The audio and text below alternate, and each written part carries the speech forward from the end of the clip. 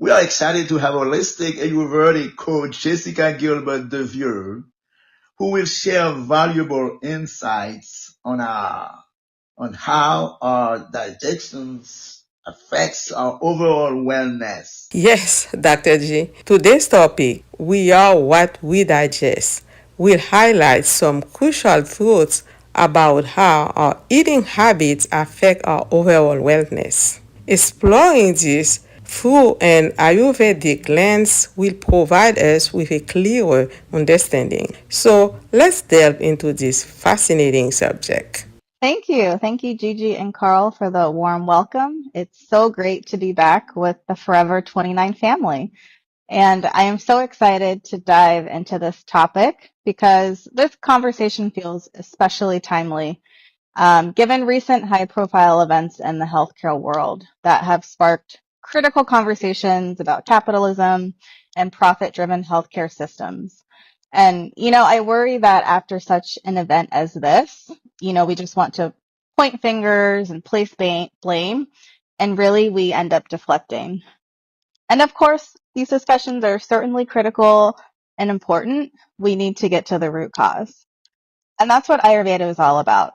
It's about addressing the source of issues, and the healthcare problem in the US is no different. We must make the connection between what we're digesting and how it impacts our bodies. Truly, the power lies in us. We are the solution to the healthcare crisis in this country.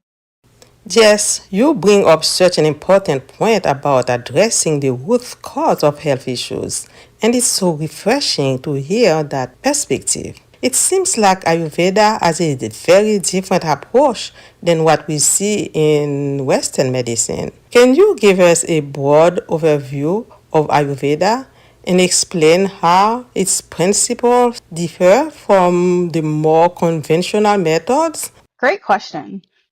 Ayurveda, which means the science of life in Sanskrit, is an ancient healing practice from India that goes way, way, way, way back. It's been around for over 5,000 years, and it's actually part of the country's national health system with hospitals and clinics serving people all over the country. So they definitely know what they're talking about. What makes Ayurveda stand this test of time? It's all about tapping into ancient wisdom that's already within us. Our bodies are constantly sending signals, like when you feel sluggish or bloated after a heavy meal, that's your body's way of pretty much waving a big red flag saying, "Hey, something's off here." And Ayurveda is all about paying attention to those signals and treats digestion as the foundation of everything. And not even just digestion of food, but everything we take in, like the air we breathe, even the experiences we have. If our digestion isn't working right, it can show up in all kinds of ways. Low energy, bad mood, skin issues, you name it. So Ayurveda looks at the whole system. It's not just what you eat, but how you eat it and process it. Food should nourish us, not just fill us up. And when we take that approach, it's amazing how everything starts to click into place. So it is not just about eating healthy, but understanding how our bodies process everything. Exactly. It's about really tuning in into how our bodies process everything. It's like a full system check-in. And scientifically speaking, at its core, Ayurveda is about balancing the five elemental energies, which are air, fire, water, earth, and space. And these elements are considered the building blocks of our bodies and govern all of the biological processes. When they're in balance, we thrive. When they're not, symptoms show up as clues to help us figure out what's off. These elements you mentioned seem less tangible. How does Ayurveda connect these elements to the physical body in a way that impacts health? So the elements represent not just the physical structure of the body, but also the energy that keeps everything running smoothly. For example, fire. This is responsible for digestion and metabolism, which helps us convert food into energy. Air handles movement. So this is circulation, breathing, inhaling, exhaling, walking, talking, and even how our thoughts travel through our minds. Water keeps us hydrated and balanced, managing the fluids in our body. Earth provides us stability and structure. So think of our bones, muscles, and tissues. They rely on this. And then there's space, which affects our mind and the areas inside our body, such as the digestive tract and joints. So when all these elements are in harmony, our bodies function at their best. How does that translate into something as simple as eating in Ayurveda? You know, when we think about how we eat in the West, it's often driven by personal preferences, habits, or even our emotions. It's almost like we're just trying to satisfy a quick craving or meet some external expectation. But when we look at Ayurveda, the perspective shifts dramatically. Eating is not just about filling our stomachs. It's about nourishing the body and mind. And Ayurveda, food is medicine, both for prevention and healing. And it's all about prana, which is the vital life force that revitalizes and rejuvenates us. So that's one of the biggest differences about Ayurveda and how we approach food. Unlike counting calories or tracking macronutrients, Ayurveda, again, is all about those 5 elemental qualities, which are earth, water, fire, air, and space. These elements are the foundation of everything around us, including the food we consume. So the idea is to choose foods that help balance these elements in our bodies, which in turn makes us feel our best. It's not solely about the energy food provides, but how it can restore harmony within us. Whereas in the West, nutrition tends to focus heavily on calories and energy. Ayurveda is a refreshing break from that. It emphasizes understanding the qualities of the foods we eat rather than just the quantity. It really comes down to personal balance. What works for one might not suit another at all. It's all about finding what fits you. And let's talk about balance. In Ayurveda, food isn't categorized like we usually do. Fruits, vegetables, grains, proteins, and fats. Instead, it revolves around the 6 tastes: sweet, sour, salty, pungent, bitter, and astringent. Each of these tastes interacts with our body and mind in unique ways. Ever notice how you crave something sweet when you're stressed?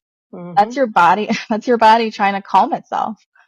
But too much sour or salty food can fire things up, making you feel anxious or agitated. So discovering the right mix of these 6 tastes in your meals doesn't just nourish your body, it also supports your emotional and mental well-being. This viewpoint is impressively holistic, especially when contrasted with traditional Western medicine. How do the two approaches differ in other ways? Western medicine is often highly specialized. You've got experts for every little part of the body: cardiologists for your heart, dermatologists for your skin, and so on.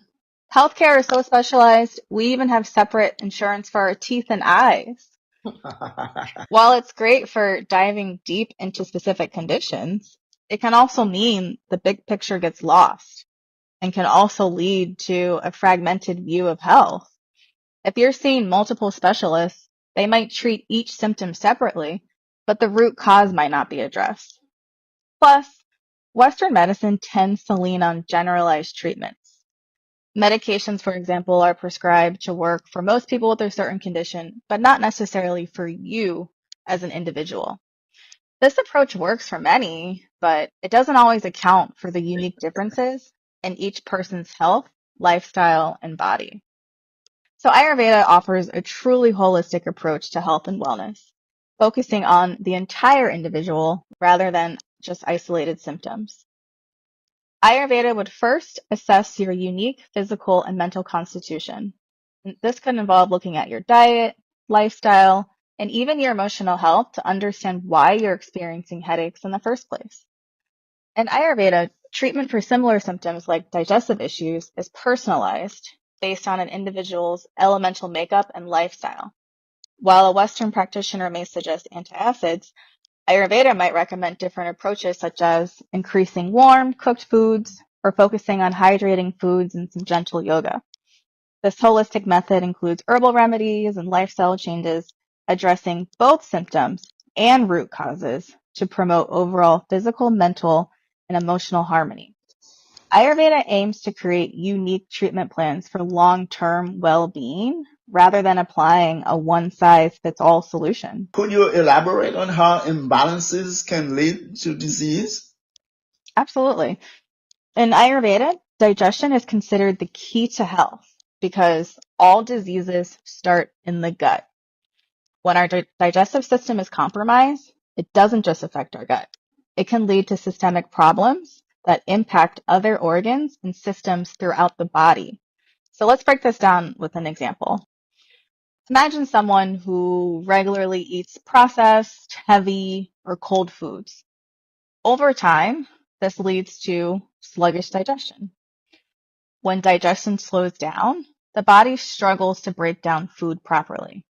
Nutrients aren't absorbed efficiently, and undigested food begins to rot, creating toxins that eventually circulate throughout the body, spreading through the bloodstream and accumulating in various organs, tissues, and joints. Now, let's say this person eats a lot of cold foods, like ice cream or heavy salads.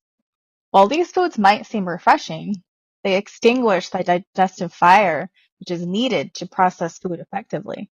So when digestion is weak, these foods sit heavily in the stomach, leading to bloating or discomfort. But it doesn't just stop there. Over time, this undigested food can accumulate and settle in the joints, contributing to conditions like arthritis, with swelling and pain in places like the knees and hands.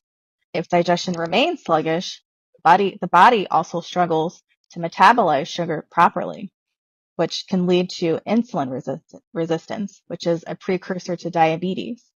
The slow digestive process keeps the body from clearing toxins, and as these toxins build up, they contribute to chronic inflammation. This inflammation doesn't stay confined to the digestive tract, it spreads throughout the body, affecting organs like the liver, kidneys, and even the brain. As we see with diseases like diabetes and heart disease, these are metabolic conditions driven by systemic inflammation. The root cause is often traced back to poor digestion. When our digestive fire is weak, our body becomes inflamed, making it harder for it to heal and recover. Over time, this imbalance leads to chronic diseases. In Ayurveda, it all starts with the gut. So keeping that digestive fire strong is key to overall health. So when digestion is off, it's not just about physical symptoms. It can directly affect our mental and emotional state too. The gut and brain are deeply connected, which is why we often hear about the gut-brain axis. For example, if you have heavy meals late at night or snack on sugary foods, you might wake up feeling groggy or low on energy. But it doesn't end there. The buildup of toxins from poorly digested food can disrupt the nervous system, contributing to anxiety, irritability, or even feelings of restlessness. And recent research, like what was highlighted in NPR's reporting on gut microbes, has shown that chronic inflammation caused by poor digestion doesn't just stop at the gut, as we just discussed. It can trigger a cascade of effects in the brain. For instance, inflammation can alter the production of neurotransmitters like serotonin, which is largely produced in the gut. So this can lead to mood imbalances, increasing susceptibility to depression and anxiety over time. It's like a feedback loop. So poor digestion fuels inflammation, which disrupts the brain's ability to regulate emotions, and that stress can in turn further impact gut health. So this gut-brain connection underscores why balanced digestion is so critical, not just for physical wellness, but for mental and emotional stability too. So irregular eating patterns like skipping meals and then overeating later, this just creates further imbalance. The emotional impact of poor digestion is often underestimated, but it's a crucial part of the equation. Balancing the gut doesn't just support physical health, it's key to achieving emotional and mental equilibrium as well. So keeping your digestive fire going is the key to feeling great overall. The good news is there are easy ways to keep your gut healthy and make sure food and toxins don't build up. You can prevent or even reverse these imbalances before they get out of hand and become chronic. So what are the keys to keeping our gut strong? Well, let me test you, Forever 29ers. Can you guess the number one thing you need to do to keep your digestive fire strong? Okay, don't skip breakfast, right?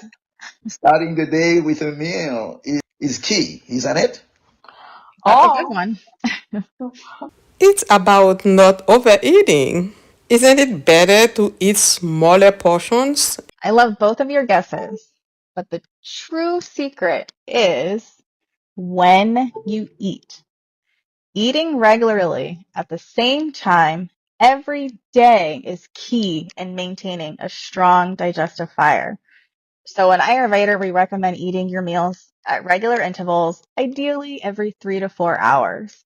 And this is because it helps to train your digestive system to be prepared for food, making it more efficient and breaking things down and absorbing nutrients.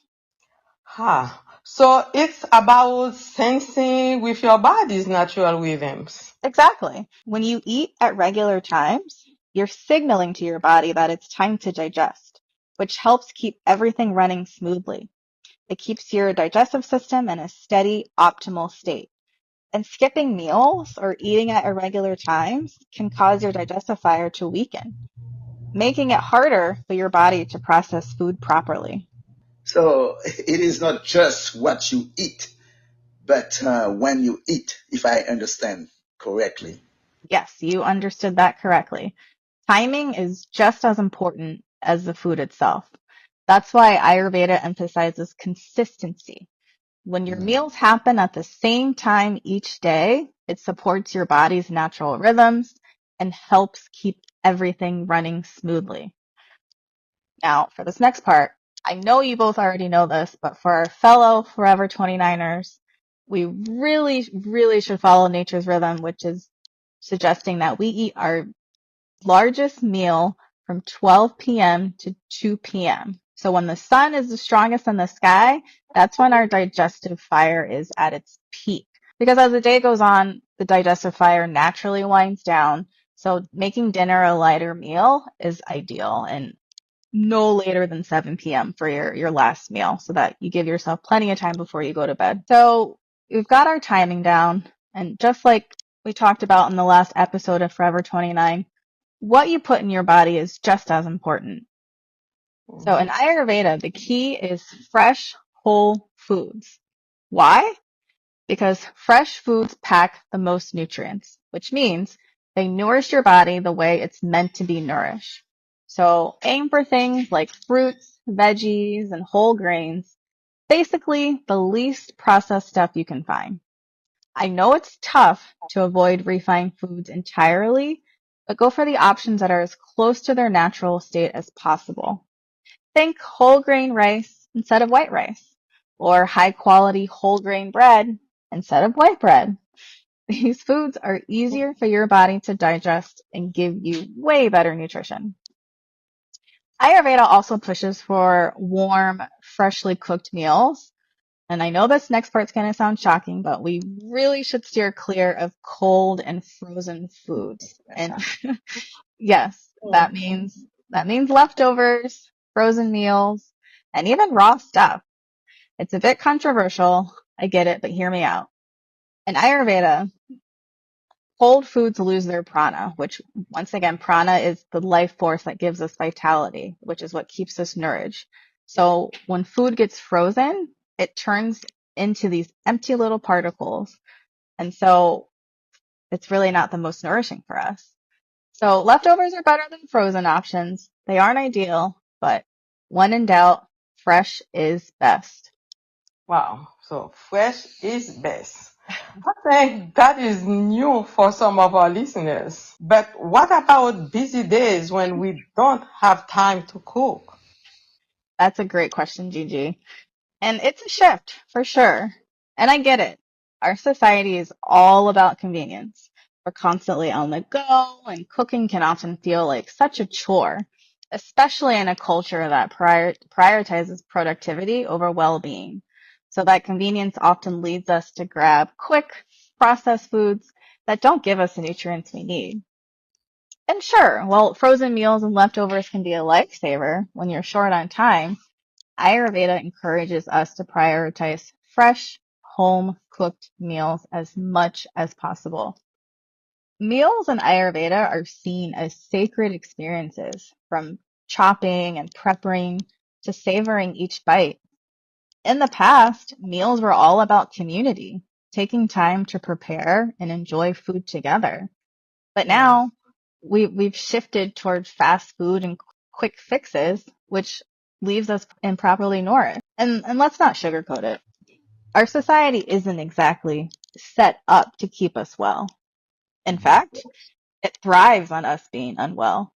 The Mm. imbalance fuels industries that profit from treating symptoms rather than addressing root causes. It's a system that often prioritizes productivity and profit over true wellness, keeping people in a cycle of imbalance.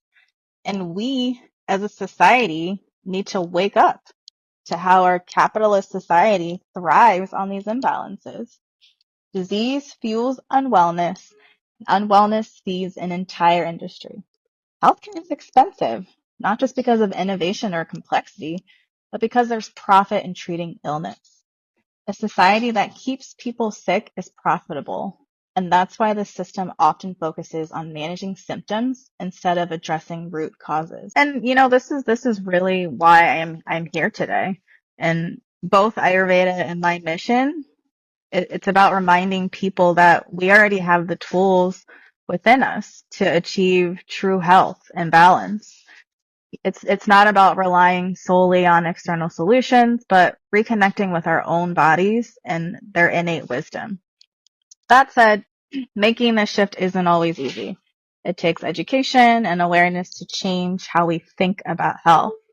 And a big part of this work is helping people unlearn habits that prioritize convenience over well-being and empowering them with the knowledge to make mindful, informed choices. That's a powerful point, Jess. And I think more people are recognizing that because some patients are already talking about that. And I think that really highlights how challenging it can be, though, to break those societal patterns. But looking at it from a practical standpoint, we have some simple steps that someone can take to start making this shift toward better eating habits without feeling overwhelmed by the need to be perfect. Yeah, that's a really important question. And it's not about being perfect. And trust me, I'm not telling you to go and throw out everything in your freezer. You have to start small. If cooking every day feels overwhelming, start with just one fresh home cooked meal a day, like making lunch or dinner from scratch. It doesn't have to be fancy. You could do like a veggie stir fry or a hearty soup. The key is to prioritize fresh ingredients over processed options, and then gradually increase the number of meals you cook at home as you get more comfortable. Another tip is to batch prep ingredients. You can dedicate one day a week to chopping vegetables, cooking grains, or prepping proteins, and then store them in the fridge. And then when you're ready to make a meal, you can just throw them in. You could also keep it simple with one pot soups, stews, or stir fries. You could also plan ahead by creating a weekly menu and shop for exactly what you need. Having a plan reduces the temptation to reach for quick process options. Okay, so moving on to how much to eat. This is crucial in keeping your gut healthy. In Ayurveda, the goal is to eat until you're about 75% full. This gives your body the space it needs to properly digest without overloading the system. If you feel sluggish, you overeat. Also, you should ideally eat every 3 to 4 hours. And as a fellow snacker, I truly struggle with this one, but avoid snacking as much as possible. Snacking can mess with your system because it doesn't give your digestion a break. When you're constantly eating, your body doesn't get enough time to process everything from your main meals. So that can lead to buildup and stagnation in your tissues, which means toxins get stuck in the system instead of being properly eliminated. It's almost like your body's constantly in work mode without any downtime. Wow.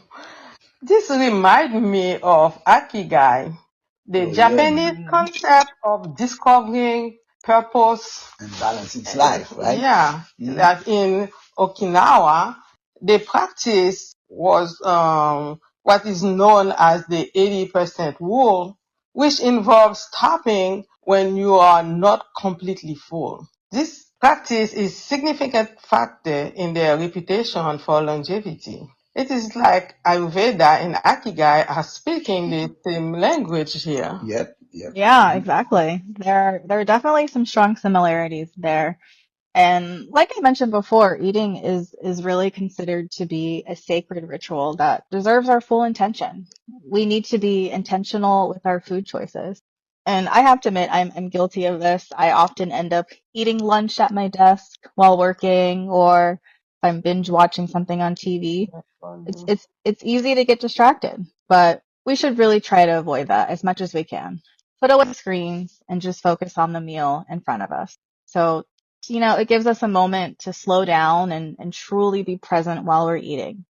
Chewing slowly. I often get made fun of because I eat very, very slow, but we should be chewing 32 times as a good rule of thumb, because our bodies need time to process the food. And if we're rushing through our meals, it can throw our digestion off balance.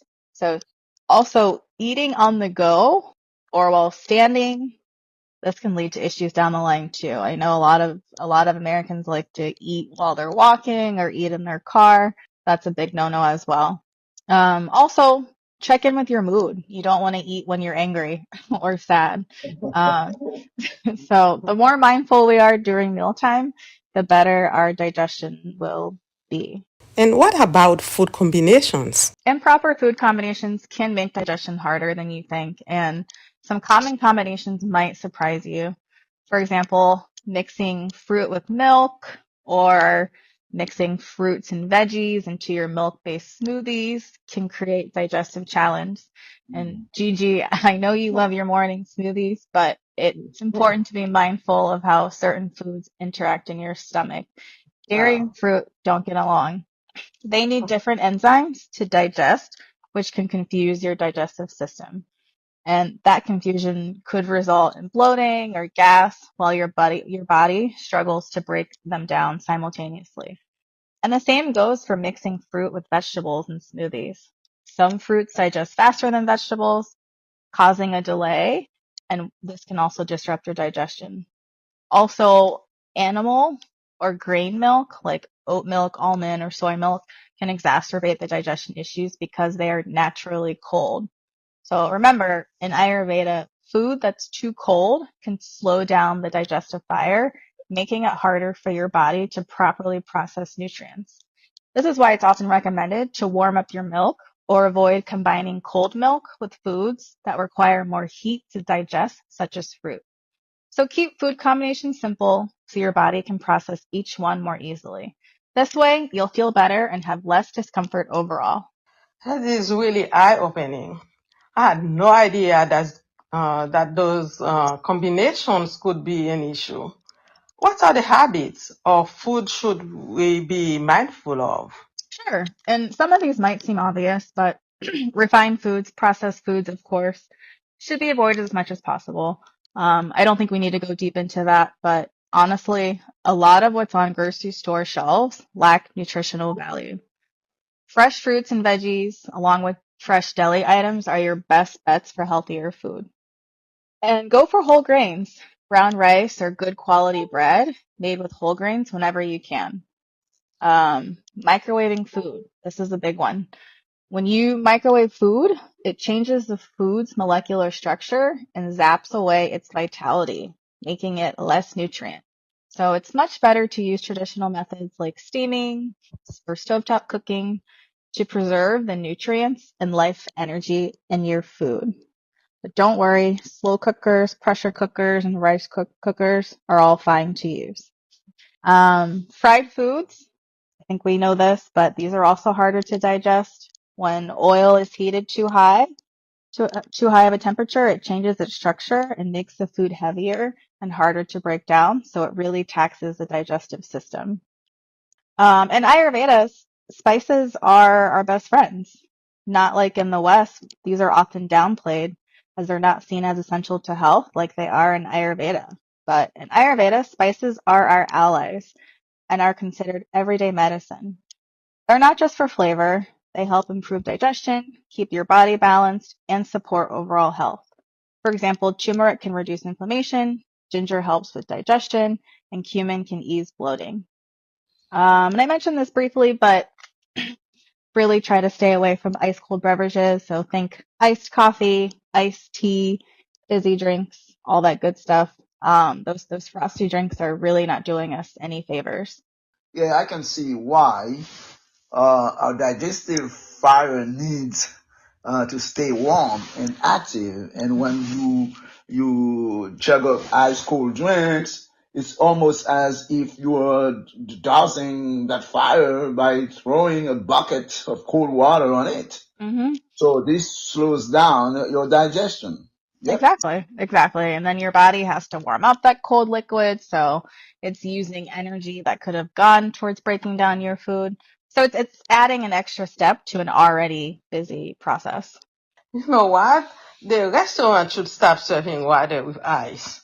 Exactly. It never makes sense. So my tip here is to really switch to room temperature water, especially between meals. If you're feeling bold, opt for warm teas or water with a splash of lemon. Your digestive system will thank you, and you might even notice you feel more energized after meals. All right, so the last thing I want to touch on, and again, this one might stir the pot a bit, but is the idea of raw food diets. They've gained a lot of popularity because they're often seen as the ultimate clean or natural way of eating. And the reasoning behind this is that cooking vegetables is thought to destroy some of their nutrients and enzymes. So raw food enthusiasts believe they're getting the most out of their food in its uncooked state. But that's not the whole story. While it's true that some nutrients can be lost in cooking, the cooking process actually makes many foods easier to digest and allows your body to absorb their nutrients more effectively. So some raw foods, especially tougher vegetables, can be hard for our digestive system to break down, which means we don't actually get as much nutrition from them as we think. So I know that all of this might feel overwhelming, but again, it's not about being perfect. It's all about making small adjustments and finding what works best for your body. I love how you've broken down these habits in such an approachable way. It is such a refreshing perspective in a world where health advice often feels either too extreme or disconnected from our daily lives. Before we wrap up, any final quick tips, Jess? Yeah, so you might be wondering, well, how is my digestion? Or how can I tell? Or where do I even begin? But we have to remember that our body is always sending us signals. Right, We just right. need to listen to those signals. And as we talked about today, digestion plays a huge role in your overall health. And there are some simple ways to check if everything's running smoothly. For starters, think about how you feel when you wake up in the morning. Are you sluggish or groggy? Even after a decent night's sleep, that could indicate that your body is holding onto undigested food or toxins. Another great way to gauge your digestion is to pay attention to your bathroom habits. Are you having regular and comfortable bowel movements every morning? If so, that's a fantastic sign that things are in balance. But keep an eye on the appearance, the odor of your urine and stool, because those can reveal a lot about your health. I personally like to keep a journal to track what I eat and how my BMs vary, along with how I feel overall. It's a super helpful tool to look back on when I'm not feeling my best or even just to identify what keeps me feeling great. And let's not forget about your tongue. Yes, I said it. If you notice a white coating on your tongue, that could be undigested food lingering and well, rotting a bit in your mouth. So stay inquisitive and really tune into your body because it's trying to communicate something important to you. Now, a final gem I want to leave you with, it's a real game changer, but find out your Ayurvedic constitution. It only takes a few minutes to complete. It's a short questionnaire about your physical and behavioral traits. And understanding your constitution can elevate your digestion and overall wellness to a whole new level. And just to share a quick personal story, I used to live in a really dry climate and struggled with severe congestion that baffled doctors. I tried every allergy medication, nasal spray, and saline rinses available. Anything for relief because I was so desperate. And what I didn't realize at the time was that my lifestyle was exacerbating the problem because I was skipping meals, fasting, and munching on a ton of dry, cold foods like salads, crackers, and chips. But then once I learned that my constitution was primarily made up of the air element, it all clicked because my diet and habits were not grounding me. They were throwing me further out of balance. And so the result were physical issues like congestion, as well as mental symptoms like anxiety and racing thoughts. So knowing your unique constitution is truly a game changer because it's like having a personalized health map that reveals what works for you and what doesn't. It takes the guessing game out of what's good for me and replaces it with clear, actionable steps for feeling balanced and thriving. Yeah, so Chad, you have given us a lot to think about. And don't forget, it's all about progress, not perfection. So just start where you are and trust that even the smallest steps can lead to big shifts over time. Such a beautiful reminder, Jess. Thank you again for joining us and sharing this Ayurvedic wisdom. It's been an absolute pleasure. Yes, Jess, I thank you. I'm already inspired to make some of these changes myself. Little by little, like you said before, a little becomes a lot. And I can remember what my friend told me. What's going to kill you in 10 years is already inside of you. You just have to kind of modify it, whatever you can. And you can modify it, We right? can. Yeah. We can do our best to, keep things in balance. But we have to remember that we are in control. But Yes. thank you. It's been a joy to share these Ayurvedic insights, and here's to finding